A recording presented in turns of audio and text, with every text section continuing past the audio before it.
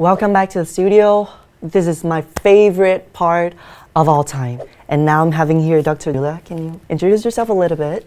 It's a pleasure to be here. I'm excited. How do you feel like the second time in the studio? Better.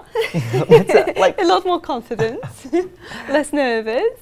A little bit less nervous, right? Yeah. So now let's get back to one of my really interesting part of IELTS Face-Off this season, which is tips, and tips. Okay, so last week we have learned about speaking, right? Yeah. So I would take advantage as a host because the most difficult skill in IELTS and in English in general for me is reading.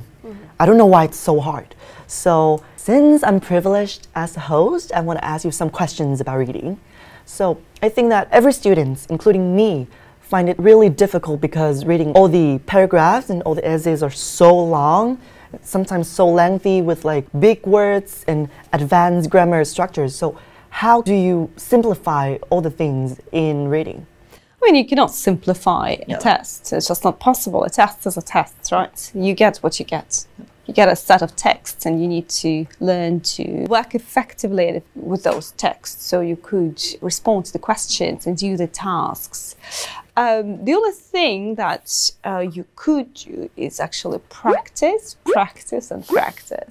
You could use a timer to make sure that you time your work and say, you could start by timing your work and see, okay, how long did it take me to do the entire test? And maybe first time that would be like an hour and a half, which is way over time, right?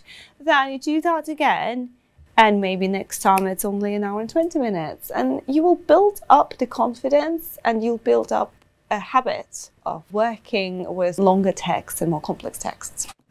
So yeah, I think that in every language, reading is like a challenge sometimes. Even to me, as a literature majored in high school, I still really struggle reading like a lot of old words. And I think that in English, there are also some words or some, kind of slangs that you might not know. So I really love your tips. Just practice.